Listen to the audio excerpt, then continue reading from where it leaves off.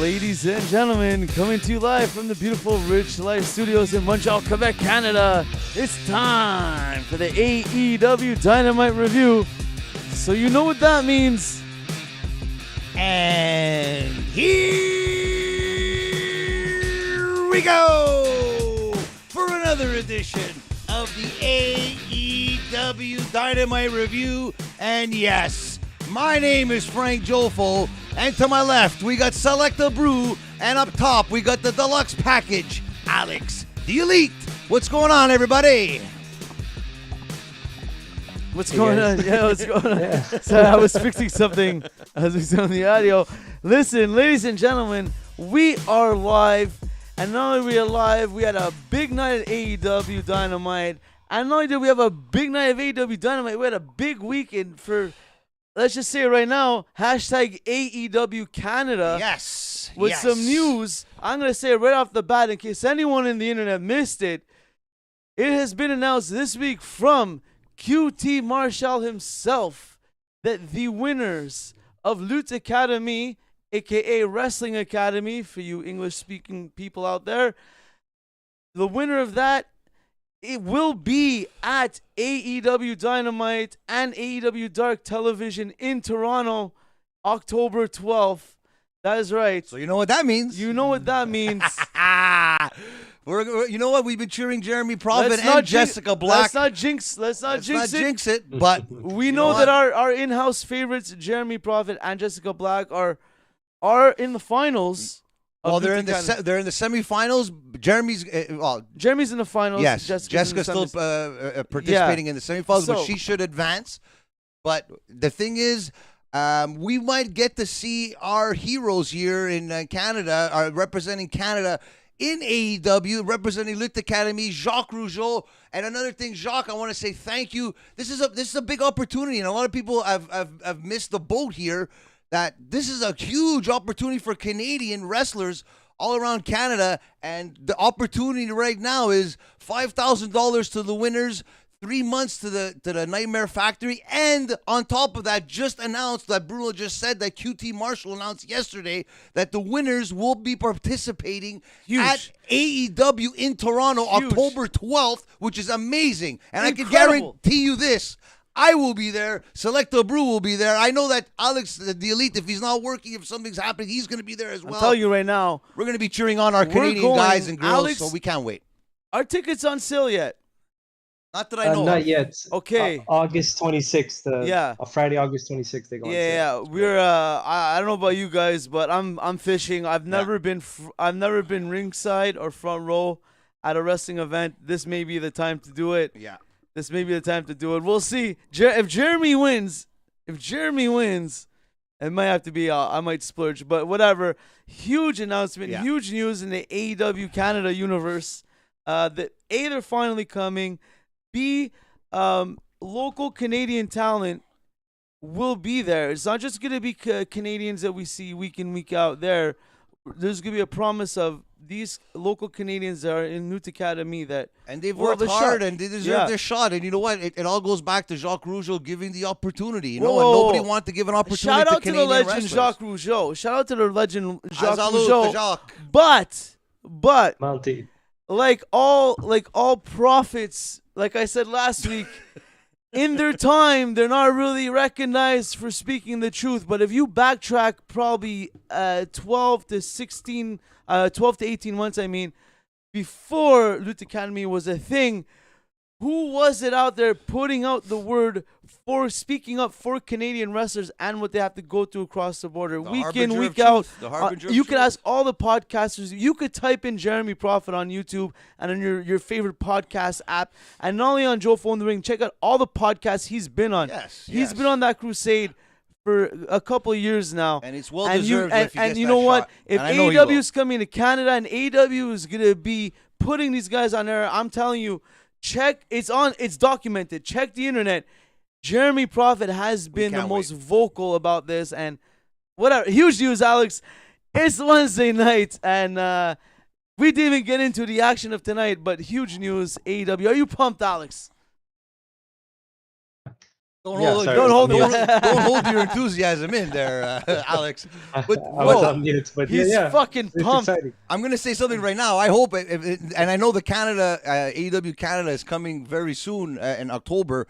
I think we're going to see a new AEW champion come Canada here. We're gonna talk about that later on in the show. But it'd be great to see that man with this title walking into Toronto as the AEW champion. But we'll talk about that later. But let's get to the action. And that was the. I want to do. Oh, it didn't work. Boo. I queued up some sound effects for tonight. They didn't work, and we got to fix it up. But let's get into the action. And you know what? It takes a real man to tell the truth. And you know what?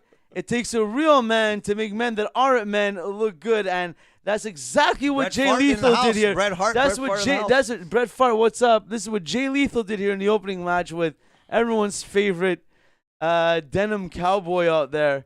You know what? Denim cowboy. Good match because there was no long comedy pause, except for it didn't involve Orange Cassidy. Involved the best friends. So Alex, this was a case of I could tolerate and actually enjoy an Orange Cassidy segment. It was really good. And it took Jay Lethal though. Okay, I'll give you all. Jay Lethal. I'll take it. You could tell, you know what I mean? You could tell when he's in there with a good wrestler. Sometimes it takes a good wrestler for you to notice another wrestler. You know, that's the way it goes. And slowly, you might become an Orange Cassidy fan. Hopefully. Listen. For his wrestling, right? His wrestling. He did not pause the match for a stupid comedy shit. He tried at the beginning, and he worked it into... But that's... Jay Lethal tried to that's attack. Why that's why it was good. Like and Jay Lethal... It doesn't have to be every single week, right? And also, Jay Lethal moves and acts like a wrestler, what makes him have to act like a wrestler, and it works well. Yeah. It's not two things... Especially coming off that big match he had with tagging with Jeff Jarrett versus Ric Flair. I feel we've been hogging it tonight here. Alex, what stood out to you in this opening segment of the night here? Well, I'm glad to hear that you enjoyed the Orange Cassidy match, but I agree. I really enjoyed the match, much more than I thought. I know Jay Lethal from ROH, from TNA, and I've always been a fan here of Orange Cassidy. But what's really stood out to me for this match was the psychology. Very, very good from both men. You had Jay Lethal working the leg of Orange Cassidy, and to your point, I agree. Orange Cassidy didn't do as much as the comedy as he normally did. He did at the beginning. We had the hands in pocket spot. Well, he didn't even get to do it, and right away Jay Lethal started the match. And there was an attempt. But I'm down with that. I'm down with that. You know, it's to the point. It's like the Razor Ramon toothpick thing. 2 seconds, like you get your little fucking gimmick over. Let's get to the action. What's the word for it that they call in the games? The pose. What's the word for it in the video games? What do you mean? The taunt, the crowd taunt. Yeah, your 2 second crowd taunt, and then move on. But back button. Yeah, psychology. Continue. Yeah, that's but just because of that, because he wasn't able to do his comedy spots, or I should say, instead of doing his comedy spots, he did a lot more selling. Orange Cassidy, you can see that it was very, very effective. And what I really enjoyed, and this is something that, not that I don't want to, we're not going to talk about WWE so much. We're doing AEW, but something that. A match that happened on Monday Night Raw, Montez Ford versus Seth Rollins, where I really enjoyed, and they did the same thing here, similar in this match with Orange Cassidy and Jay Lethal, is the story of the match, or I should say the finish of the match, it played into what was going on the entire match, that being Jay Lethal working on the leg of Orange Cassidy, constantly doing the dragon screws. Then he went to you had a great finishing sequence when Orange Cassidy went for the Superman punch, he missed. Jay Lethal does a super kick to the leg, and then his lethal injection. One small point. I think he should have neutralized his hand, his punching hand. That was the only thought I had. Because I said I like the psychology. I like the whole match. Now I'm just being a little picky. Sure. Yeah. I would be that's his punching hand. You know what I mean? He can't do the. he can't do the punch. Yes, if somebody I kind of felt the visual of him standing there, taking away the sweet chin music from Shawn Michaels, going to run and falling looked a little stupid. I could see more like he wants to go, but he's I want to ask you guys this question here. But that's just now nitpicking. But the psychology there is a lot of psychology was there. As I'm saying, you brought up perfectly, and that's not just to I'll let you go. Just say that's what Orange Cassidy often does in a match. He fucks with the psychology. by taking you out of it for that. But he didn't do it here. So props to him. Props to Lethal. A good match. Great start of a good start of a good start of the show. Do you think, because there's a lot of hype going around now with the Triple H being the creative head of creative, and everyone's loving Monday Night Raw now, all of a sudden everyone's freaking out over Triple H. Do you think now AEW subliminally, and I love that word, subliminally, has to step up their game now? And I think this was a good start of AEW Dynamite, and probably one of the better starts in recent weeks to get the show started. To the like you said, the psychology, a good match. There wasn't too much of the stupidity from Orange Cassidy that a lot of people hate, but a good start to the show, and makes the show watchable after. Because if I find if a match doesn't go on good at the beginning, a lot of people get discouraged and they switch the channel. And I think this was a point that I didn't want to change the channel. I wanted to see what else was going to happen, and kudos to AEW for that. I think it's a case of both companies are going to benefit each other. Oh, yeah, so it never has to be one versus the other. It's just both of them coexisting. It shouldn't be. Just think about it. We're only Wednesday, and for anyone that didn't watch Monday Night Raw, do yourself a favor, watch, because there were excellent matches. Yeah. Like, it's not just good matches. Like, it's often we get good matches on Raw, sometimes pretty good matches. Some of them were very good. The 2 triple threat matches, everything to do with the U.S. title. Yeah. I mentioned Montez Ford and Seth Rollins, and of course Rollins, one of the best on the roster. Off topic though, it kind of felt like Triple H is in charge, because he's a big Tommaso Ciampa fan, and Io Shirai as well, and I think by their debut, well, Io Shirai had her debut. Tommaso Ciampa already had some matches already, but thinking that if it was in Vince McMahon's hands, Io Shirai's debut would have maybe been a bit different, maybe. Well, it would have never happened, because just to say, like, Io Shirai, it could have happened, but maybe it would have happened differently. No, like Io Shirai and Dakota Kai both had dark matches last year, and they were overlooked. So that just put things in perspective. Yeah, Triple H first day of creative, or first week, he brings Dakota Kai back. What a move! Io Shirai shows up on Raw, really beef up the women's division. And that's something that we're going to see tonight on AEW. I think they did a good direction with counteracting that with the women's division. Yes, they did. Yes, they did. And it was noticeable too. Like but that's good. There's nothing wrong with that, right? There's nothing wrong with that. So that's good, man. That's good. So where do we see Jay Lethal going here with? And then we got to see Wardlow return. We're gonna. One quick note before we carry on what happened in the match. I must say I like the quick spot, the comedy segment here.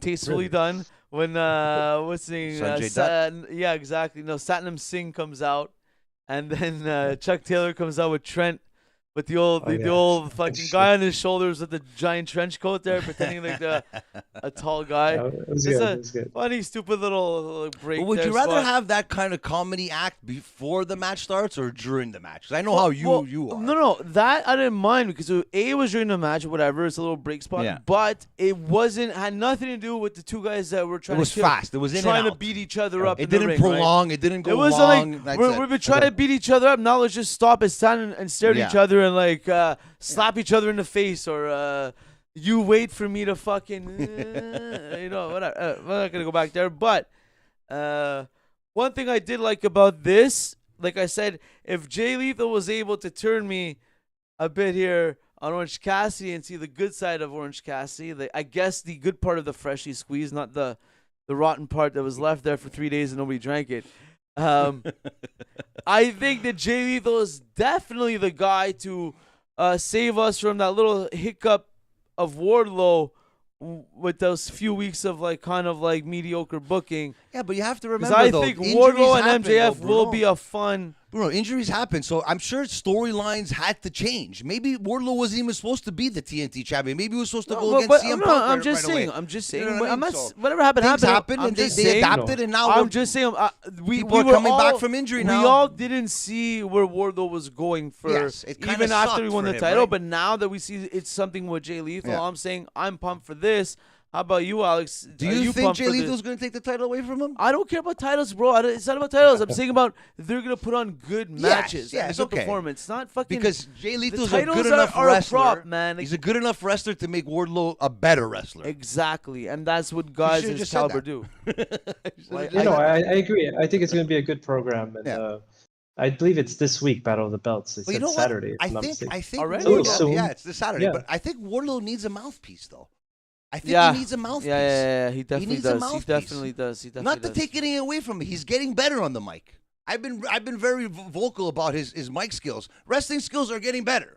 No doubt about it. But I think he needs a mouthpiece just to put him over that hump of mid-Carter and put him into that main event picture, because I don't think he'd be able to handle himself on the mic against a guy like Jay Lethal. And you know what? Let alone Sanjay Dutt too, because Sanjay Dutt is exceptional on that mic. You know what? Just on topic. You know who could go toe to toe with both of those guys on the mic? Well, we all know that. Jeremy Prophet. Yeah. But hey, maybe one day. Well, maybe he could be a mouthpiece for Wardlow. That would be a good tag team match, know. actually. That would be a great tag team match. Knowing Jeremy, you'll screw him over in the end. Jeremy Prophet and Wardlow against Sanjay Dutt and or even we're gonna have Black Dynamite on Dynamite. Who knows? I wonder. That's a good. That's good passe. thing. It's a harbinger of truth. Jeremy Prophet. I know. He's already got the name in his moniker there. So we'll see. But Tony Khan, if you see this, in case you didn't know, you can ask Action Man Chris Curtis from the UFC. He knows that Jeremy Prophet was ready yesterday. So that's right. The fact that he's got another month before you come to Canada. Will he ever be ready? More than months. Let's get back to the show here, though. But yeah, so we got Battle of the Belts. We got that coming up.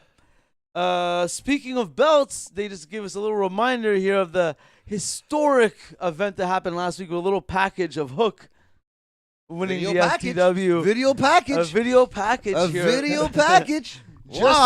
Just in case you missed it last week, they played a video package for you out there to know. But that's great. That, you know what? I was sitting on my couch, and as soon as I saw that, I started smiling, because it's you have to treat wrestling fans like idiots. Not to say we're idiots, because there is a lot of idiots out wrestling fans that are idiots, but you have to treat us like we don't know what happened last week, and you have to remind us. I think somehow, if we could mash together at least a few mentions of us saying video package, saying the words it's already video done. Package. It's already done already. Beep, video. I got 4 of them. I got 4 times that we argued about video packages and we say it every week. Yeah, we gotta get a counter of the word video package. Of course, man. Great. But that's what it is, right? Like, I'm happy that I got this. It could be maybe some people will say, oh, instead of a video package, why don't we see a match? But I think people have been complaining more about not seeing video packages, because I've been seeing it on Twitter as well. People are very vocal about it, especially myself. And I'm glad I got to see that this week. And also got to see it. Just to say, they don't have to be long, so that's it. They could be a minute or two, and they're effective. That's it. You just need to remind us what happened. You need to be caught up. Yeah. There's a reason why not everyone watches every segment every week, so not everyone checks the results too. Exactly. Yeah. And when you follow, like, let's say the old school not sitcoms, like those HBO shows and all that, they all start with a good little minute and a half, just to and sometimes they also show shit that happened like 3 episodes ago, to give you a little reminder, because they know that in this episode something may happen with that. It entices people to it's want to watch TV, it again. It's television writing, you know? Exactly, right? So great job there. Good point, yeah. Great job, Hook. Great job, Tony Khan. Hook, baby. Have to do it, Hook. And now it's time. It's all about the boo. It's all about the boo. I was happy to see that. Don't get too excited for all you fans of 12-year-old boys such as -1 and Adam Cole. It's all about because he announces here quickly into the promo that he is still injured and not cleared for action. You got to give the guy justice. Who wants to hear story time with Adam Cole, baby? The stories suck. That's the best part. It's so cheese. Whatever. Fine. Okay, what happened? His story is that he's still injured. Well, that's what they but want you to he think, wants right? to preach how loyal he is. Yeah. This it's all about But loyalty. you have to here. admit that was a great, like, I didn't see that coming. It's not coming a mile away because Okay, you so knew, maybe you know, maybe your knowledge for a is fact that they wanted there to be a inner elite and undisputed era Well, rift when the trios thing happens. But now because he's not I cleared, think this was supposed to they happen. can't do it. But he still needs to inject. They still want to inject him into the thing somehow. Just think of the storylines that are happening right now, because then just think of Kenny Omega coming back and seeing all this happening now. You know what I mean? And if things do happen the way they should happen, one of these two teams are going to win the trios titles. Obviously, and you're going to have Kenny Omega. First, and you're going to have Kenny Omega in the middle, their own fucking in the basement wrestling with your friends thing. It's like their own. I made the title, so I'm winning it first. It's like they have their own federation. They could do whatever they want because that's what they have, right? So they can do whatever the fuck they want, but as long as it makes sense. I heard the Villamard Brawler never won the title, and he owned the federation. I never won anything. I always lost. I always took choke slam after choke slam after choke slam. There you go. See? Fuck. There you go. The Young Bucks, you take a page out of Frank Jofo's book over here. But yes, No, I agree with Frank with the storylines here. You have to remember, if we go back to, was it Full Gear last year when Hangman Adam Page beat Kenny Omega for the AEW World title?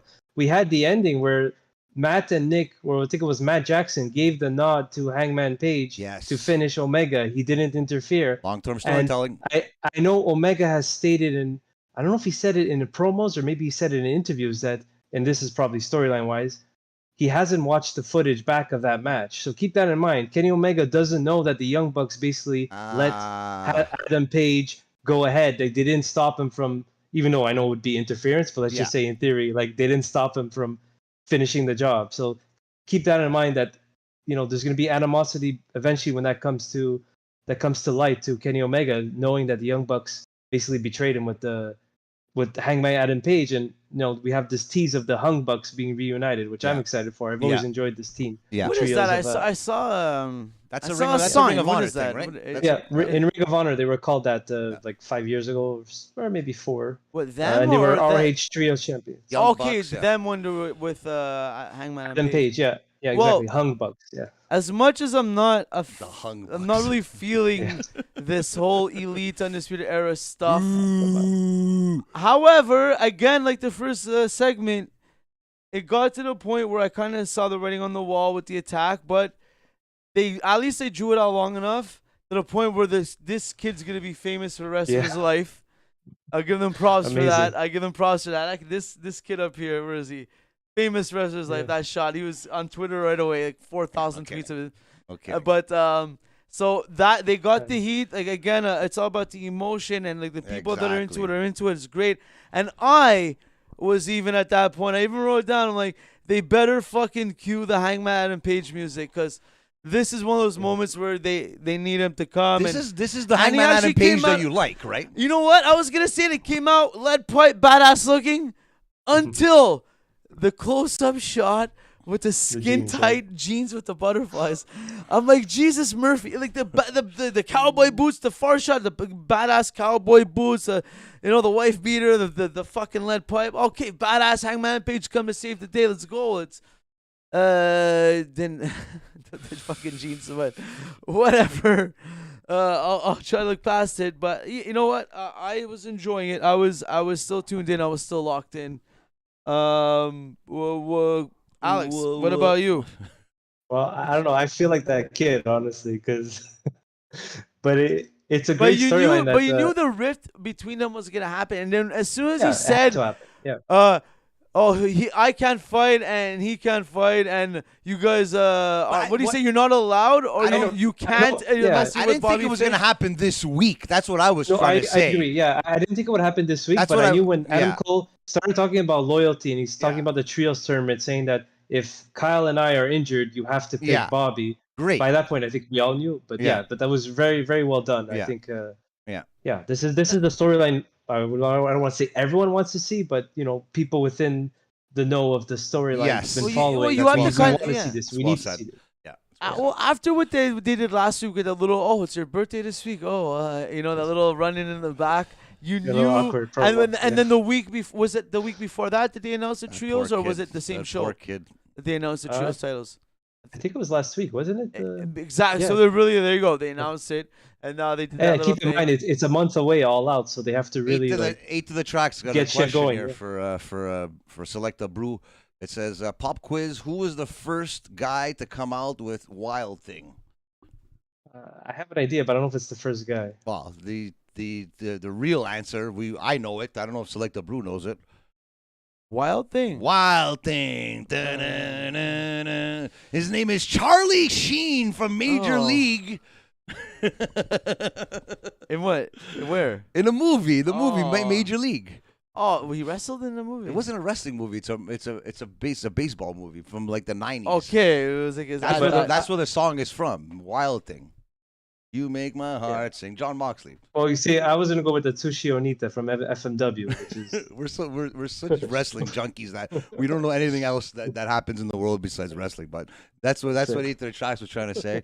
But I you know what? And the more and more I hear the song, the more and more I agree with Claudio when he says that I'd rather have his unscripted violence song than the Wild Thing. I don't think it fits him, John Moxley, even though it has nothing to do with what we're talking about now. But I'm just saying, it's just. I don't know. Listen, doesn't portray his character. It was a little cheesy for guys talking about fucking drinking blood, and I don't care who it is. I'm gonna violence, but hey, unscripted violence. I'm just gonna say I don't think it's worth the money they're probably paying to license it. That's all. And considering they have so many licensed music, Cult of Personality, you have Jane for Orange Cassidy, you have Judas too, is even a license. Orange Cassidy song. It's a great song, but I don't know if it. Yeah. It works for Orange Cassidy. I know it was his old song, but I guess we're gonna have to get used to it, and we have no choice, right? Yeah, I love the song, but I don't know about for Orange Cassidy. So yeah. Getting back to the action here with Select the Brew. Well, back to the action. We had a pre-tape promo with Tony Schiavone and Christian Cage in the parking lot before the night started, and like a bat out of hell, Jungle Boy comes storming in his car, trying to run him over. Not convinced. He's unleashed. He's unhinged. Jungle Boy train here. Jungle Boy wants his blood, wants his head. And so we get that whole Jungle Boy comes in, tries to run him over. You get that piece of crap out of here. Arrest this man. Arrest this man. The old school security guard scuffle. I did it for The Rock. It was quick. It was short. I don't know if you got any, but Christian Cage, even in that little promo, a little couple quick little one two liners there. He still got it, man. You know what? I honestly, Jeremy Prophet loves Christian, and sometimes I wonder why, but seeing him the last couple of weeks there, I honestly, I think he's risen to the occasion since the loss or the loss. Well, we'll say the loss of MJF. I think he's really stepped up in that heel position, Christian. And you know what? His wrestling is always good. There's nothing wrong with how he wrestles. We'll get to talk about that when he wrestled Matt Hardy. And then between you and me, I think he exposed Matt Hardy a little too much. Matt Hardy, I think it's time to hang up the T-shirt and the boots and. Yeah, but he gets a crowd pop, so. So that's the reason why Adam Cole is there. I'm just gonna say, like today's episode had plenty of like Attitude Era callbacks, for better or for worse. We're gonna talk about my favorite one. Yes. My favorite one, man. That happened later on. My favorite one. God. But for now, we'll talk about what you said was one of your favorite matches of the night, I believe. Hayter Baker, DMD versus the ThunderStorm here is up next. Oh, no, wait. Fuck, I went too quick. We had the whole Luchasaurus comes out to distract Christian Cage. Yes. Again, still with the black mask. Still with the black mask, and I was like, is he gonna come out and then and the cane and the cane music too as well. Yeah, the Kane music. But I like it. Well, he needs to be heel and be a Kane character, but whatever. Well, let's hope that he turns heel on fucking Jungle Boy. I'm pretty. You know what? On paper, I think that would be the best decision going forward for Luchasaurus. But I don't know what's going to happen. Like for me, I think that would be my opinion on it. That Luchasaurus has to turn heel and not even to side with Christian, just to go against Jungle Boy. and start anyone, a program with. I like that the music, the look, the entrance, like it fits him. Look at Kane. He did his best work. Kane got over as a bad guy. Then later on, if there was ever a wrestler that had to have the lights dimmed, I think he would be the guy, right? Luchasaurus. The way his entrances, the music, the allure, the aura of his music and everything. Put some fucking smoke and fucking dim those lights a bit, and like. I don't know. I think the lights full blast on him. I don't think that's a good fucking look for him. But now they have because he's a good guy, right? They have the Harlem Heat fire going up. Yeah, but he has to turn Pain. heel again. But I think just stay heel. He should have never He should have never turned. Well, yeah. I guess face now again. We discussed that. We discussed that. But that's what I'm saying. It's a little weird. So now he's face still with the heel presentation. Because now he's lost in limbo. Now he's in that middle. Now it's like, what the hell's going on with Luchasaurus? Like where Wardlow was 3 weeks ago when it was like, what the hell's going on here? Well, I guess we're gonna have to wait and see what happens with that. But hopefully we don't have to wait and see ThunderStorm and the doctor's office. We'll call them the dentist's office. Distributor faction. DDS should be not DMT. Yeah. It's called the doctor's office. I watched enough Seinfeld to know that no dentist is a doctor. So I don't know about what's going on here, why they call her a doctor. But hey, what the fuck do I know? Well, I don't know why they call Adam Cole a wrestler, but hey. Well, he's more of a wrestler than fucking. They have pull. Well, I guess. I guess we just forgot about those Owen Hart belts, those titles there. Nobody brings them out. Nobody talks about it. Very weird to me, but. I'm glad they don't bring out the titles, but yeah, commentary should do a better job of mentioning that they won the term. Yeah, at least say something. Yeah, they should have made. They should have made trophies, man. They have too many belts. Well, they had one trophy, but they knew that. I guess they knew both of them were winning it, so they have it in their trophy case. Small Owen Hart Slammy size trophy for the Owen Hart. It's not even that. It's not even that. It's a heel trope, like the fucking just the talk diamond ring about there. it. Just talk about it. You just have to bring it up once or twice, and I know, but wrestling is a visual presentation. Yeah, it's so fun to have the fucking the untrained. These are all props. If you're not bringing it up, that means you just use the Owen Hart situation for the Owen Hart situation. Like make it so that it's.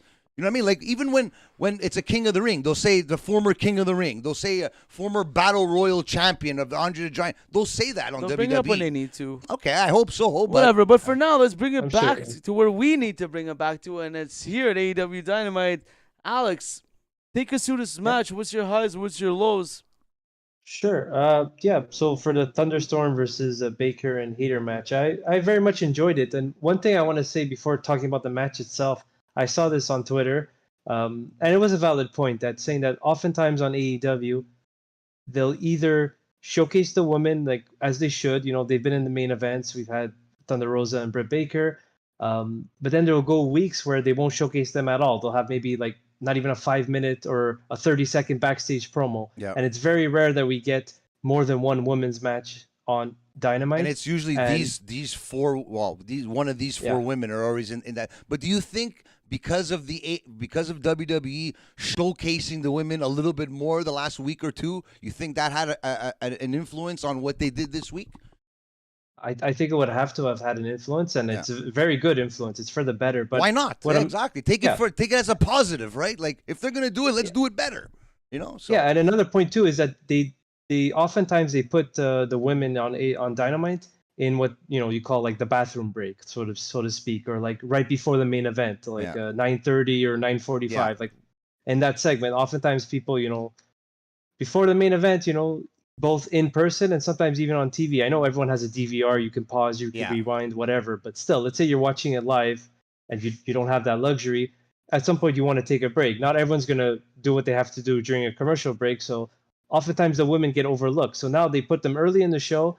They gave them a picture-in-picture. They gave them plenty of time. Lots of, it came pretty good. At first, I was like, okay, it's starting slow. I thought, eventually they're going to hit 4 or 5 moves and the match is going to be over. So I was happy that it was longer than expected. I put a couple of things that I was really enjoying. They made you wait to get Thunder Rosa get her hands on Britt Baker. Yeah, and even Toni Storm had really great offense. Her hot tag, she had a series of high cross bodies. Her tornado DDTs look amazing. She did one on the floor. She did one in the ring after. really good. We had stereo German suplexes by ThunderStorm when Hayter and Baker were holding each other's arms, trying to avoid it. We had an avalanche air raid crash by Baker. Very good action. You think the finish was like a little bit, because to me, they've already gone through this little storyline that maybe I misunderstood it. Pushing Toni Storm in the way. So, but do you think there's going to be some kind of animosity between Thunder Rosa and Toni Storm again, or was just just the finish, and that's what it seemed to me. But then I think the way you're talking right now, I think Jamie Hayter was the one that came out of this match the best. Like, she looked like a fucking $1,000,000.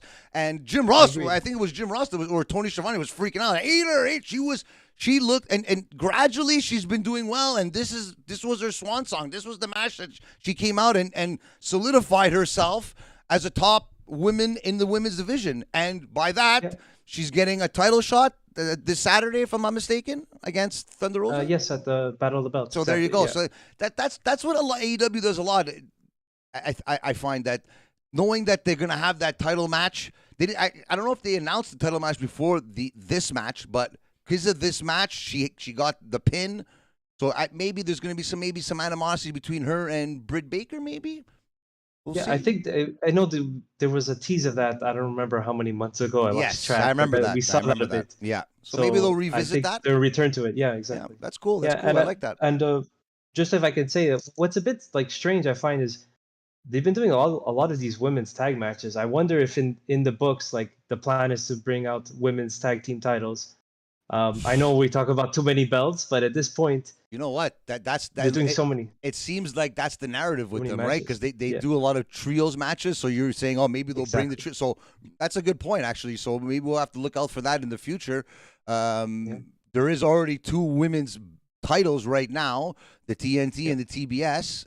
No, what am I saying? The TBS and the World Championship. Yeah. So maybe, well, do they have enough women to at least have a tag division in AEW for the I women's? don't think they do, but I think it's good that they're starting to do or build a division before introducing the belts. Like, slowly, though, instead of just like randomly putting people as a tag team after you have the belts. Oh, we're having a 8-woman women's tag team title tournament, and here's all these bunch of people who were never in a tag team before. Now they're in the tournament because they want the belts. So at least slowly they'll start to build. Like, on Dark, they have a few. They have Nyla Rose, Emi Sakura, or is it Nyla Rose and Marina Shafir? They have a couple combinations of Shafir various they tag do. teams. Subliminally, they do. Yeah, it's true. You're right. So maybe we will get some tag team belts for the women's, but we have to wait and see. We'll wait and see. Just a quick. Maybe next year, I say. Let's see. No, I'm serious though. I have the trios. Because supposedly they trademarked something for AEW Women Elite or something like that. So maybe all elite women. So maybe there might be a pay-per-view. Maybe there might be just a show on a Saturday night. Maybe who knows? Instead of a battle of the belts, or it could be the women's tag team titles. Who knows? But there is going to be something significant that's going to happen with the women in the future. So we're going to have to wait and see. But that's a good point, Alex. What were you going to say, Salam? No, I was gonna say just a quick correction. When we were talking about the Christian Cage before, I for some reason skipped ahead to the Christian Cage match, which is later on. Okay, so we talked about it. It's fine. Yeah, I'm just saying correction out there for anyone following along with the flow of the match. But one thing that I'm sure came up next, and the whole world was talking about it apparently, was the Sami Guevara and Conte wedding. So. First of America's favorite couple. When did they? Who says this? When did they get engaged? Wasn't he engaged to someone else 6 months ago? What's going on, Sami Guevara? Shout out to you, man. I don't know what you're doing. This guy's and poor Eddie Kingston. Eddie Kingston always has to do he has to do promos on people that are never in the building. You know? But he does them good, like that one. He's like, they made it super cheesy. He's like, who the hell wants to hear this crap? But you know what? I could see where his anger is coming from, because every time he wants to fight somebody, they're never there. You know, so I could see that. But hopefully he does beat Sami Guevara, because like we discussed and argued about, I think he should have beat Chris Jericho, as much as I'm a big Chris Jericho fan. But I could see why they made Chris Jericho win, because now he's going to bigger and better things. But I think Eddie Kingston should beat Sami Guevara whenever this match does happen, if it's at the next pay-per-view, next week, Quake at the Lake, or Skeet to the Scat, whatever the case may be. But I think that Eddie Kingston deserves to win, and at least push him to that position where people are giving him the props that he deserves. Because if you can't lose every fucking match and still be credible like he is, which is very weird because he's so over that it doesn't even matter what the fuck happens in the ring anymore now to him. So we'll see. Yeah, We'll see. and to your point, I think they announced it that's for All Out Sami Guevara versus Eddie Kingston. And I agree that Eddie Kingston should pick up the win. And this is something I've seen Twitter thrown around, people crazy. Mentioning that. Because it's coming up, the Arthur Ashe Stadium show in September, and like if you can get Eddie Kingston in the title picture by that show, that would be amazing. Exactly. Like, he doesn't have to win the title. I'd love for him to win eventually, but just the thought of him winning in New York like that would be fucking epic. The crowd would fucking eat it up. It would be a great build. Yeah, the crowd would love it, and it would make great television. Yeah, smart move. So let's hope they're going in that direction. Give him a big win against Sami Guevara, and hopefully another win before the. Well, now he's actually on his honeymoon again or whatever, a real honeymoon. Now he's getting married, this and that. So you're not going to see him for at least a week or two, or up until probably the week before the pay-per-view. He's probably going to jump him or something. You know how it is, but we'll get to see. But I hope he does beat Sami Guevara at All Out. So. Maybe I didn't know about the wedding because I was out of the loop. Well, a little bit like how Taz was out of the loop about everything that was happening within Team Taz, as he tells us here on commentary. Taz makes the official announcement. He didn't know Ricky Starks was gonna make a challenge after that match. Well, he didn't know because he said it last week. I didn't know. He didn't know that Hook was gonna try and win, was gonna try and challenge him. His own son. He doesn't talk to his own son. And he didn't know that Hobbs was gonna turn on Ricky Starks. That I understand. And so because of that, he's been out of the loop, and he made the announcement: Team Taz is done for now. I think it's done. Yeah. We'll see. I think it should be done. Yeah. We'll see. Done. It was. You could always bring it back. It was one of those. Wrestling, you never know. Maybe in a few years, but never say never. Honestly, it's gonna be nostalgia in a few years when they bring him back because it's one of those first factions in AEW that was filled with factions. And he did a great job. This is the question. Hold on. He did a great job. Taz did, and Team Taz in the early pandemic era. Yeah. With the studio shows. The mic work, the Taz promos in the ring. So Team Taz was like one of those cornerstones of the build of AEW. Did it seem that he was siding with more Ricky Starks than Powerhouse Hobbs, even though Team Taz is done? I think he was being neutral. He was. Okay. I think he was saying how. So now, there's going to be a decision that's going to be made, right? I'm sure there's going to be maybe Ricky Starks gets help from Hook. You know, there's going to be some kind of decision making for Taz. Do I go with my son, or do I go with the golden child that I brought in? I think Taz Ricky is Starks? old school and smart. He doesn't want to. He's not use playing a heel or babyface. No, so but he's I don't. Neutral. Taz is keeping himself away from Hook because he doesn't want people to be Hook is getting over because he's with Taz all the time. That's a good move. He's doing it smart. That's a good move. He's acknowledged him. Let him do what he's got to do on his own. Let him do it on his own. Eventually down the line.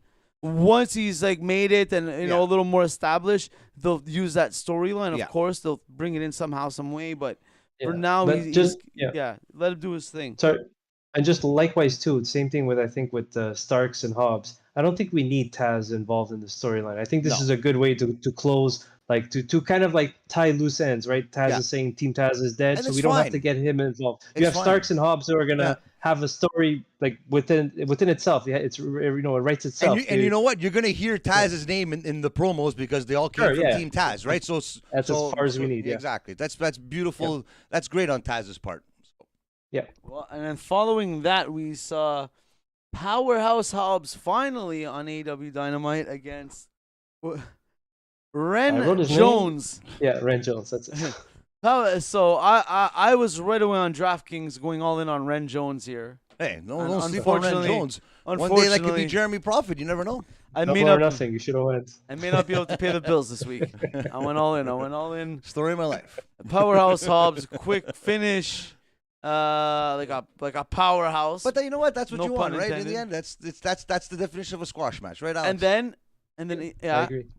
And then also what I liked was also to keep him beast looking, the run in from Ricky Starks, where he comes in a little overzealous, let's say. I find it was a bit too quick. Like it was like no, but too, that's like, you need Ricky Starks. This is what I'm gonna say. This is a little page out of one of the best to ever do it, Shawn Michaels. I know. Just hear me out. yeah. He knew how to play to his stature, his build. So when he was up against guys like a bigger guy, you want to make it look like the guy's beating the crap out of David you. and Goliath You kind know, of exactly. story, yeah. So if Ricky Starks comes out right away, they're having a fucking competitive back and forth. No, there's like Powerhouse Hobbs, like fucking. Yeah, he should be smashing him Like and beating every single second. you have to of be the day. calculated and really on the game Yeah. if you want to have a chance Yeah. against this Powerhouse. Exactly. And He's got it's beautiful. Powerhouse in his name. Exactly. For God's Now, sakes. but now, Exactly. but now, hear me out. If they book Powerhouse Hobbs next week in a match, a competitive match, that goes 15 minutes against Orange Cassidy next week, well then we're back to square one. Well, we've already had that. A la We've Wardlow. already A had la that, Wardlow. right? You know We've what I had mean? that Like, already. Orange Cassidy has beaten Powerhouse Hobbs already. If I'm not yes. mistaken. no, but it's In, fresh. Whatever. The Eliminator tournament last Whatever, year. that's fine. That was Yeah. a while ago. It's okay. That was, Yeah, but that's now okay. if they're trying to make for Ricky Stark's scenario, No. you know, I think we're going to see him squash a few more people. Yes. I think it makes A la sense. Wardlow, like they did with Wardlow. Yes. yeah. And if Powerhouse Hobbs it does go competitive, it has to be against an established guy. Like I don't know, Sure. not to just it's on top of my head like a lethal type of guy. He looks like he could kind of handle himself against a big Yeah. guy. So I'm anxious to see this. I think it's gonna be a good little rivalry. Story, yeah, a little Hobbs story. and Ricky And Starks. you think that Hook will be involved No, somehow in this? No. No? I think Hook's now going to be having his own storyline with the Yeah, FTW I think they belt. should keep him separate. Yeah, I agree. I hope Yeah. they do, but You know, Yeah. and I like it. You know, again, like, what more do you want right now than to see, you know, the guy who brought that belt in, his son now carrying that belt, you know, being the same type of an outlaw type of guy, not I talking have to a feeling anyone. Hook's going to He's involve not friends himself with in this anyone. this little thing here. But I'm liking the not talking a lot. You know, that's like you said. There's one thing for Wardlow, like yeah. don't make him talk too much. Yeah, wrestle. Not only that, but have a mouthpiece or just do Yeah. just your actions. You know, come out smash. Yeah, but exactly. Yeah, okay. Yeah. Okay. You're making a little sense here today. It's what I do. weird. Yeah. Weird. That's what I do. Weird. Here. But I agree. The post match That's my shtick. scuffle between Hobbs and Starks. I like that it was surprising because it was good that it was quick because it makes sense. You know, Ricky Starks, he's feeding off of emotions. You know, he's pissed that his long time tag exactly. team partner You could buy it. that just like turned on him. So he was just eager to beat the shit out of him, and he didn't expect Powerhouse to kill him, which is great. Great. Well, Fuck, not a lot to complain That's about good. this so it's far. weird, eh? eh? It's weird. It's eh? very weird. So far, so good. So far, so I good. was ready to say that I thought AEW jumped the shark for Shark Week, but it's over. But speaking of weird, I literally wrote on my notes here, weird Miro promo. I love Miro, but I don't know, man. I'm not. But I'm not I think it's enough with these little promos of these him little- versus God. Come on, like just come out and come I on. don't, Miro, I love you, Or man. maybe a backstage is even in the building. I actually liked him better with what's his face and Penelope Ford there when they're doing. Xavier? Yeah, I was enjoying him more then than now. with Really?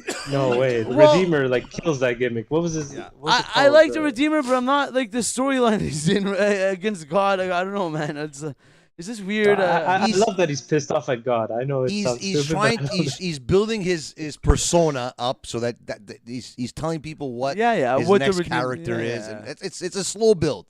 So you don't have to have him on in the arena, in the ring saying it, or in the backstage. Little video And package. Plus, we don't know, is he gonna fight or join the House of Black? There I you think go. there's some interest there, some intrigue, So, because I he's know. conflicted. That's why he's looking to his God. He wants to know, who can I trust? that's what You it gotta is. tell me, but- There you go. there you go. Yeah. Wow. Well, Fucking we don't Alex, know eh? that. Fucking We don't know if you'll I join was that. paying attention. Hey, We don't know if you'll join the House of Black, but we do know that Brody King joined AEW because of Darby Allin. According to this Darby Allin dark promo we got next, I believe. What did he tattoo himself? Darby Yeah, Allin. rest Yeah, in peace or So something. Darby Tattooed his Allin let us. palm. Darby Allin let us know that he spoke to Tony Khan, put in the word for Brody King. Coffin match. So Brody King knows he needs him, and this is all leading to the coffin match. Is it going to be it's not a Battle of the Belts, it's a Quake at the Lake. Quake at the Lake? yes, Quake at the Quake at the Lake. Lake. Yeah. Who made up One that thing, name, man? Who came up with that name? Fuck, I don't, man. Jesus The Christ. thing about the coffin match is I really hope Brody King wins. But one issue I have, and maybe this is nitpicking. Yes, because he it's can't like, win every single fucking coffin match. It's like Undertaker lost buried live matches. Coffin, he's exactly. lost these He has to matches. lose. But it's like, why do you do a dumpster match one week and a coffin match the next week? They're very similar. They're not the same match, but it's very similar enough. Very similar. Very similar. Yeah. I just find that like, well, I know we're gonna get to the dumpster match, but yeah, that's a very good point. That's a very good point. You didn't have to. Takes away from the coffin match, or a little. I think it took away a little bit from the dumpster match, in my opinion. But, well, like Moxley bleeding in the first match of the Dynamite, but and the main event was the guy last week. This is AEW, man. We talked about it last week. You want to know why? You want to know why? I think we're getting used to it now. This is AEW for us. You want to know why they do it? Why? For the cheap pop, baby. For the cheap pop. Ladies and gentlemen, it's time. This was my bathroom break. JR. Good old JR coming to the. Ladies and gentlemen, you know that. You give it 15 seconds. Tony, come on. Yeah. So That's the shit, Tony. we got JR heading to the announce table here, just God. in time for the Christian Cage match versus Matt Hardy, which we already touched on. Yeah, so that's to beat that. Last week he was there. He was already at the announce table. He didn't come out to his own music. This week he did. Yeah. JR. So maybe he for sure did during they commercial. They were laughing at me last week. They probably did it during commercial. No, they didn't. He was there from the beginning. I remember. Yeah, the whole show. Yeah, the whole show. He was there. He He was there at the beginning. I remember. Yeah. And now they went back to it. Yeah, it's weird. Yeah, I like him there. I feel he's more pumped for the. He's more pumped for that second. Second hour. That's a good point. Yeah. You and him, but exactly. I love JR. Don't get me wrong, but everyone's gonna think that I hate him. I hate him. I love JR. That guy's a legend, but you don't have to fucking make him look like a puppet coming out. Like JR, shout out JR. 23 years JR has been at the commentary announce table. I'm sure deep down he's like, "What the hell am I doing? Like, can I just?" He loves it. He loves it. He loves it. Yeah. Or do it during the commercial break.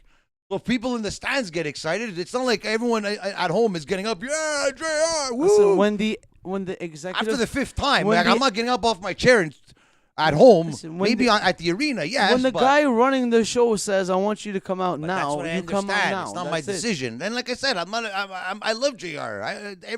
I listen to just him doing classic calls from back in the day. You know what I mean? Like he is the voice of professional wrestling. Because of him, we wouldn't enjoy professional wrestling as much because he was the mouthpiece for us listening back in the day. So, but every week, man, he's beating like a government mule. Anyways, like a scalded dog. Damn it! Like a Circle of Debate saying that JR loves the night hurts. What's going on, Circle of Debate? Go follow them on social media and, of course, on YouTube. Thank you very much for coming out, guys. Love you guys. 34 in the house. Whoa, 34. Everyone in the house tonight. 34. Shout out everyone. One next? thing that we all have to shout out is the Dragon Slayer. Oh, well, I know we talked about. Sorry, just want to say Christian Cage and Matt Hardy. There was a sign in the crowd that just was amazing. Christian, it said that I played this match on No Mercy, and honestly, I'd rather play the match on No Mercy than watch it on Dynamite. You know what? Trax told me today. He goes, yeah, this match is good. 20 years ago, during the Attitude Era, I would have rather have watched it then. I don't Cool. You know what I mean? Like, but just to say, just fire up the N64 and then watch Dynamite. I wonder if we type in the network in the search bar, Christian versus Matt Hardy, how many get matches? all kinds of matches. And JR was talking about it too, and saying that some of the best matches that I've called are these two men have been in it. Pretty you know much. what I mean? Yeah. So well, kudos to them. But it's just, I don't know. Like you said, if I can't wrestle and nobody wants me to wrestle, and Tony Khan tells me to go wrestle, what am I going to say? No, sorry, Tony. People are freaking me out on Twitter here. You got to give the people what they want. It is what it is. Maybe it'll catch. Hopefully, it does for Matt Hardy. But he's just hanging on for Jeff Hardy to come back. Maybe, I don't know. We'll see. For now, all you could do is ask why. Why? Isn't Claudio on the show tonight? Why? Just like Ethan Page wants to know why. Yeah. He's not getting his dues here in AEW. Look, I don't know if you guys like that promo or anything, because it reminded me of the last 4 guys that have done the same fucking promo There was fucking Ricky Starks that did it. I think Jay Lethal did it a couple of weeks before that. And obviously MJF did the fucking same thing. So it's kind of the same narrative here that once a week or once every 2-3 weeks, someone's going to come out and then not liking their position in the company. I don't think that looks good on the backstage guys and the guys that are doing the event and everything, like Tony Khan or the Bucks or whoever's back there. Like, maybe they're not liking the creative here, but you're. I know it's wrestling, and I'm not supposed to believe everything I see and hear, but Jesus Christ, if you're going to do it at least two times a month, I'm going to notice, and I'm sure a lot of people have noticed, that it's the same fucking song and dance again, but just a different wrestler. Insert wrestler here. So I don't know. Hopefully this goes somewhere for Ethan Page with Stokely, because I am a big fan of Stokely and what he's doing right now. It's a little stagnant now from what it was at the beginning with Jade Cargill and everything, but now he's trying to get more people into his faction. We'll see. We'll see what happens, but I think Ethan Page deserves a bigger shot at something. You know what I mean? I could put him even if you want to throw him into a triple threat for the TNT, just to be that guy in there, you know what I mean? Just to stir the pot a bit, but I don't know, man. I think he deserves a lot more than what he's given right now, and we'll get to see. He's another fellow Canadian as well. A great one too, as well. Yeah, I agree that it's not a good look that you have so many wrestlers, even in character, come out on TV and saying, basically saying this place sucks. I know I was in the minority. I didn't think it was a good idea when MJF did it. I still don't think it's a good idea now saying, oh, I need to be on TV. Why am I never on TV? If you want people to believe, I still don't like that. You want people to believe that wrestling is still believable. And then you come out like that every second or third week, and someone's like complaining about their spot in the company. Yeah. Well, I don't know. I don't know, man. Maybe there's something that I'm not getting here or missing, but we'll see. I don't know. Yeah, stick to more reasonable wrestling storylines. I would say. Or complain about somebody in the back, not the AEW brass, the creative, the people that sign your fucking checks. And like every week they say believe, but fuck, man, you look like a fucking idiot out there tonight. But just wondering, like, what happened with Dan Lambert and American Top Team with maybe Ethan got fed Page? up. I don't know. Maybe he's busy, or maybe it's time Ethan Page goes out on his own. But then he went from one manager, one faction, to what? He's going to go to another faction. Let the guy ride himself to greatness, and I think he could do that if they give him the chance. But it seems that he's always in that circle of people. And they don't, and maybe that whole thing with, and obviously Scorpio Sky got injured, so we can't have all these guys out here doing nothing. So Dan Lambert, you stay at home. We'll put him into another faction. But Circle of Debate says I'd rather see Ethan Page Scorpio Sky with Will Hobbs. Who's Will Hobbs? Powerhouse Hobbs. Oh, Powerhouse. Oh fuck! I already forgot his first name. But how does he? Did you watch the show? No, but how does he? I can see where you're coming from. I know. How does he fit in? No, because it got me there. How does he fit in with them two? Like Ivan, how does he?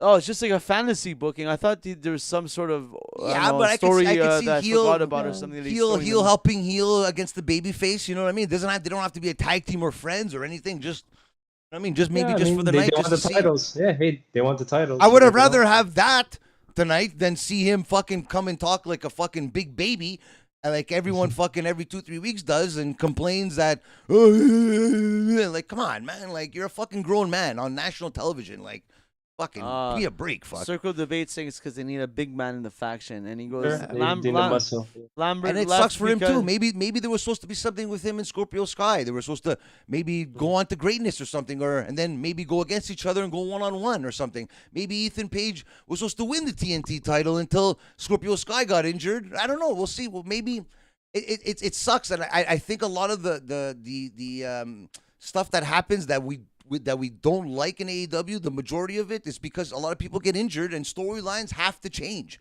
It sucks, but maybe like Ricky Stark said last week, maybe it's not my time. Maybe I have to wait because certain people are injured. Maybe they were supposed to go against these people that were injured. Or Kenny Omega, you don't know, but that's what it seems to me, that there's something that's happening that's out of their hands. And things have to happen, and they just have to wait to be patient. So I hope to be patient enough to see Ethan Page raise a fucking title in AEW. Maybe even go in a tag team with Jeremy Prophet if he does come to. We don't know. We don't know. We'll We don't Canadians? know. We'd like to see that. Well, we don't know that. But one thing we do know. Team Canada? And we do know what makes Daddy Magic's nipples hard.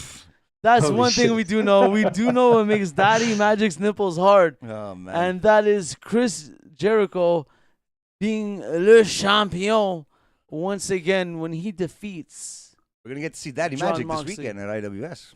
Which should be very Daddy exciting. Magic with the appearance at IWS. Yeah. Daddy Magic and Alex Matt looks Bernard. pumped. They're gonna be in the match. Are your nipples hard, Alex? I can't comment. I know Bruno. This 2.0 at IWS make your nipples hard, Frank. Oh yes, Ooh. they do. Frank's nipples will be hard this Saturday at IWS. But they're going against my boys though. The Casanova production guy, Casanova Productions are my I'll guys. tell you what. Matt That, Viviani's my boy. you know what? That doesn't make my nipples hard. What makes my nipples hard? What's this guy doing? We're live here. For life, pal. Oh my God, there he is, My boy. Sexy Eddie. Sexy Eddie will be at IWS this Saturday. Lots of tickets still up for sale on IWS. If you want your nipples to be hard every day of the week, biggest show. get the Sexy Eddie calendar. It's August, baby. It's watermelon. Biggest show of the summer. Biggest show in Canada. Sexy Eddie, baby. I'm a Jeremy Prophet fan, but you never know what all that sexy in the ring. What could happen? Sexy beast.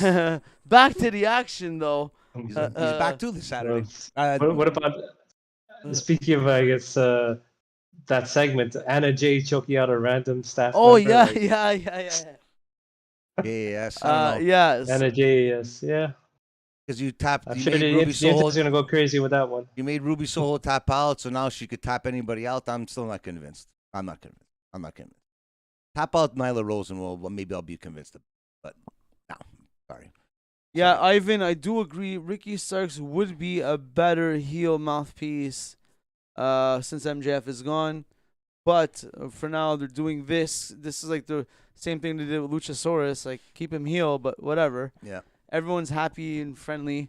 So it's always being wrestling faces all the time, and I don't everyone's want to happy. bring up, but just because you said that, I want. This is what I remember. I wanted to say. Do you think that this is a whole ploy to screw on Hangman Adam Page to think that he's back in the group, and then they embarrass him and You know what? That would kick be him out great. again? That would be. I would love if that's what happened. Like it's a whole like fucking like we got you, you know, like with everybody, Yeah. like, and then Kenny Omega comes and takes his side over the Undisputed Elite because Adam Cole's now the leader of the Undisputed Elite. The only thing I don't like that is it could be like too much of a swerve. It's like because technically now like the Young It's Bucks too much are getting thinking. Hey, sympathy. there's too much to think of, right? Like they're turning babyface now, Young Bucks. Yeah. Then you're gonna have them turning heel again. It's like babyface heel. Like we don't want to. So you know, what that ridiculous. means. If they're turning babyface, that means Kenny Omega is just around the corner, and you know Kenny Omega is going to get the ovation and a half, babyface ovation.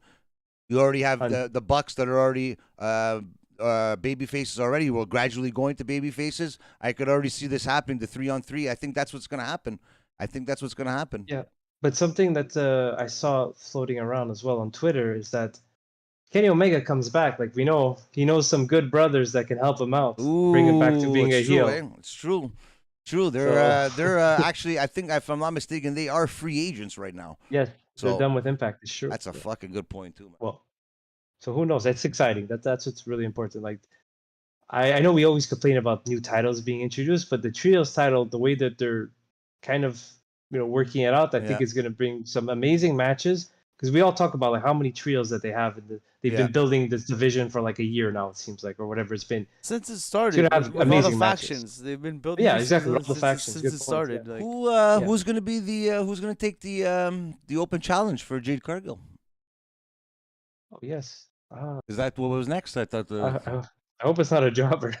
You know what I mean? Well, Athena, Statlander, I think it's gonna be One of those. somebody injured that we're forgetting or something, or because I don't know.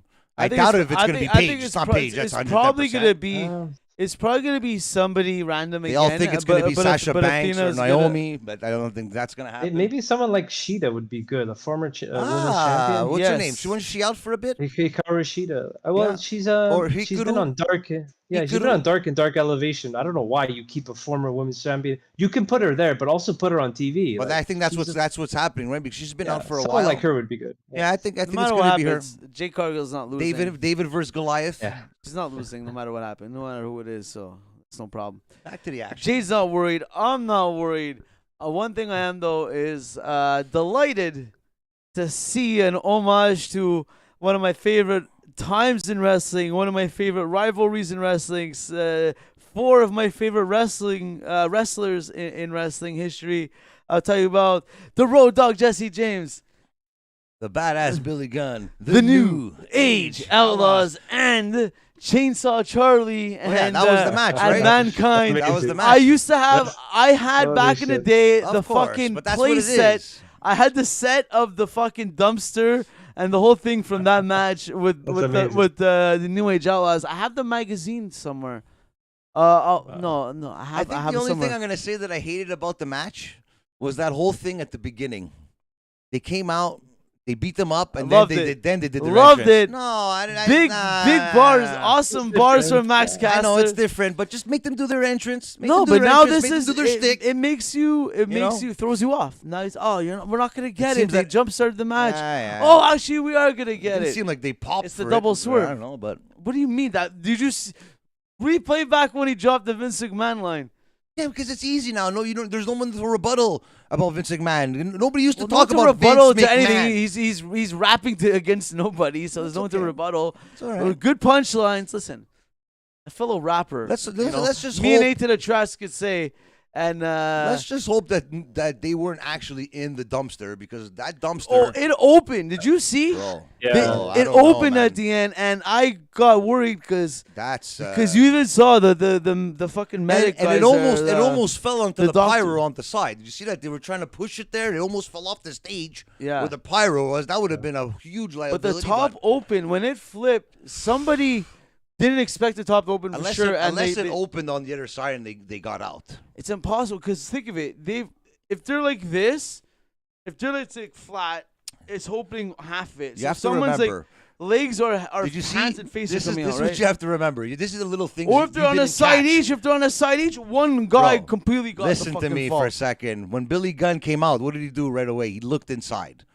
Okay. Yeah, but he And then also when they- said tie the fucking top properly when you Yes, push but- it, you okay, idiot. Yes, that. But when they got thrown in, you saw little things pop out. Yes. So it looks like they're in there, right? Yes, but said it's all things, the imagination. It's all said stuff. things inside play no effect if the roof opens and it's upside So, down. oh, they were in there, and They weren't. They in probably there. should have They weren't in rehearsed it there. a bit better. Hopefully, They were or not. planned it out. They were not in there.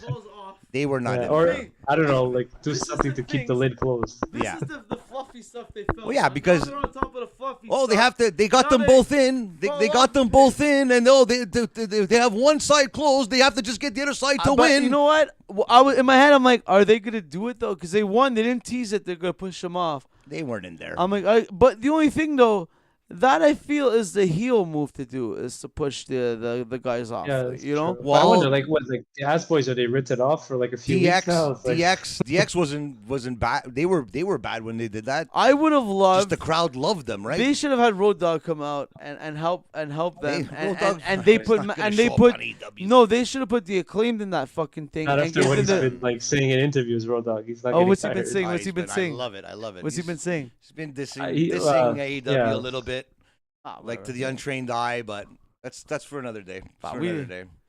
Some It's like everybody else, man. Why is he doing that, Alex? He's got a podcast. He wants people to listen. Only normal, Yeah, man. exactly. That's It's yeah. all these guys. That's you know what I mean? Like Yeah, exactly. all these guys have podcasts because they want people to listen. That's all it is, man. Say something so people could come and watch. That's why we get into arguments every week, for real. I was gonna say, is that why we have a podcast? Well, I could I have an open kidding. challenge to bash Selecto Brew here week in and week There you out. go. That's what the people want to see. That's what they're gonna get. Got to give the people what they want. Le champion, baby. And that's what we do, Dun, because, dun, ladies dun, and dun, gentlemen, it's Dun, time dun, dun, dun. for the main event. He's gonna become the AEW champion again. I can't wait. Dun, dun, dun, dun, dun. I hope not. Dun, dun, dun, dun, dun. You know what? I'm gonna say something right now. What I really loved, he gave us He gave us a moonsault. He attempted. He got the knees up. Lion salt. The lion salt, sorry. And he did the walls of Jericho, but he did it in the Have two some versions. respect, Dave. He He did. did He did. champion. The he did real Lion one- Tamer. The lion The tamer. Lion Tamer. That's what I was gonna get to, because the he's one the when, Lionheart Chris Jericho. because when he put that's the storytelling I love from Jericho, baby. When he put it's that the knee. perfect guy.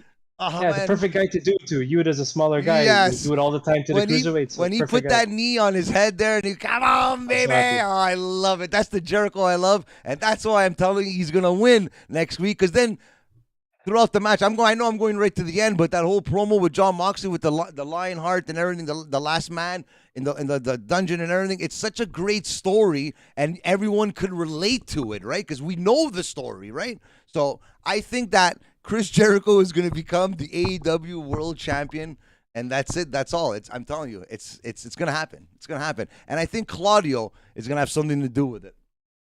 Mark my words. Watch this. Watch this. Claudio. If it's going to be our Claudio, good for him. But I think it's going to be some kind of. This is the start. Like I've been saying, the dissension. The breakup of the Blackpool Combat Club, and I hope it's going to start slowly. I hope not. Because it looks like they all want to be by themselves. They all want to do their own thing. So there's going to be some kind of animosity better by there. themselves. I'm telling you. Why was Claudio out there tonight? Think about it, man. Think about it. He's going to help. He's going to try to help Jon Moxley, and something's going to happen, and Chris Jericho's going to win. I can't see Jericho losing. Baby. I'm telling you, and that's how you start the dissension, because then you open up a playbook of Cesaro versus Jon Moxley. Then Daniel Bryan and Danielson is going to want to. I could see that with Claudio and Moxley, then it playing into like Eddie Kingston versus Claudio. There you go. Maybe, there you go. It's all intertwined. There's so many intertwining stories. It's unbelievable. But it was a great match, though. You know what just popped in my head? Great main event. It's the perfect time to win and bring back, just in time for the holiday season, the bubbly. So I want to see Le Champion back. I want sipping a little bit of the bubbly back. I want a little bit more of that. I want that first run of AEW Jericho back. And yeah, it is right before the holiday season that they start shipping the champagne out. Yeah. So think of the timeline, no? Start putting over bubbly again. And if you notice, he goes, "I'm going to become." And you think this is weird, Alex? I'll ask you because I know we always laugh about this. He always goes, "I'm going to become the second AEW World Champion." But Jericho, isn't it? You're going to become the interim champion. Yeah. Well, you know what's funny? Actually, that's a good point. I think this week or after Mox's promo last week, where he's like, "I don't give a shit about interim titles. I'm the real world champion." Okay. They added Jon Moxley's title reign to the title history on AEW's website. They didn't have it before, but because of that promo, like you have CM Punk as the current world champion, and you have Jon Moxley like side by side with him. So do you think that's the interim champion? Basically saying that CM Punk is still not ready to come back yet? I don't know. I hope it's like a month away. Like we don't know. We don't know for sure, right? But he's gonna be there. At the Comic-Con, he didn't look good. Like he's gonna be there in Chicago, right? So I'm sure maybe he's gonna be there, but. I think he's gonna pull what he did with John Cena. Remember years ago when he came out and we didn't know who had this new music, and we thought I knew who it was. I know, but we thought he actually left with the belt and he was out of there. And he was gonna go to Ring of Honor. He was gonna go to New Japan Pro Wrestling, like he said, and defend it there. So nobody knew, and like to the untrained eye, you're like, who the fuck is this? John Cena just became the champion. He beat Rey Mysterio, if I'm not mistaken. And then here comes CM Punk, and it's title for title to see who is the real champion. And I think, as I gotta say, like, who is the better challenger for CM Punk when that situation happens? Because it's gonna happen, but it's gonna happen with either Jon Moxley or Chris Jericho. So I think I see Chris Jericho. Bigger match if it's Chris Jericho. A way bigger that's what I mean. Like marquee if it's Jericho. Exactly. I might be in a minority, but I actually didn't like Jericho and Punk's feud in WWE 10 years ago. I know Jericho talks about it. He loves it. Maybe this is a way. Maybe this is a way to erase the history and restart and start some new history here. So we'll see. We'll see. But a lot of things. I think Moxley versus Punk is a huge match as well. So it is, but it doesn't. Maybe it doesn't have to happen for CM Punk's first match. Because then you got to think: is CM Punk going to lose that match when he comes back? Right? Do you want him to? He's winning. Well, that's what I'm saying. So I think Jericho could take that loss and still continue with whatever he's doing and still be that guy that he is every single week. But Jon Moxley taking a loss, I don't think it's good for his persona and his character, right? Because then you got to think these guys can't take losses against these big time wrestlers. It's got to mean something. So I think more of a build-up to Jon Moxley and Jon Moxley and CM Punk would be a better fit after CM Punk comes back. But I guess we're going to have to wait and see. There's a lot of interesting stuff. And then you got to remember, Kenny Omega is still on the shelf, and he's going to be coming back too soon. So there's a lot. Like AEW might be slowly. Sometimes it takes an injury or a return for somebody to get really over with the crowd. And I think I'm more excited to see Kenny Omega come back than CM Punk. That's just my fucking opinion. I just want Jon Moxley or Jericho to be the real champion. Just strip CM Punk of the title. He's injured. Stop with the bullshit of the interim title. Sorry, CM Punk. They can't do that now because go back of the line. Come on. Because you forfeit your title. You can't wrestle. Maybe they thought he was going to come back That's in how wrestling works. Maybe they thought he was going to come back in X amount of days, but now maybe the injury is a little harsher than they thought, so they don't want to. Like they want to say, okay, but at least maybe he comes. He to the point where he can't even walk. He could come out and give a promo and say, hey guys, you know what? I thought it was going to be 2 months. It's going to be 4, so I'm just going to leave the title here, and you know what I mean, like something like that. Maybe I don't know, but. I guess, like I said, we're going to have to wait and see. But honestly, this was one of the better AEW Dynamites that I've seen in a long time. And there you go. That's a teaser, I was going to say, Alex. See what happens for next week. You know, at the beginning of the show, I was saying, the thing that was different, the tune that was different was that we didn't get a fireball of Frank coming in here saying how much he hated the show. He actually came over here saying, you know what? Yeah, I actually like the show tonight. You know what? I said stuff that I hated on the show, and I was very vocal about it. I don't have to scream about it, but maybe next week. Wait for it, because you know what? We got Quake at the Lake next week, and we got Battle of the Belts. So there's going to be a lot to scream about next week on AEW Dynamite. Right here, right after AEW Dynamite, every single Wednesday. Before we go, we got to make sure we, as Canadians, represent for AEW here. We got to make sure that we make this Canada. We all gotta unite here. Hashtag AEW Canada. Let's make this AEW event one of the biggest wrestling events in Canadian history, in wrestling history. Let's go. Let's show Toni that we want this show more than once every 3 years. Yes. So hashtag AEW Canada.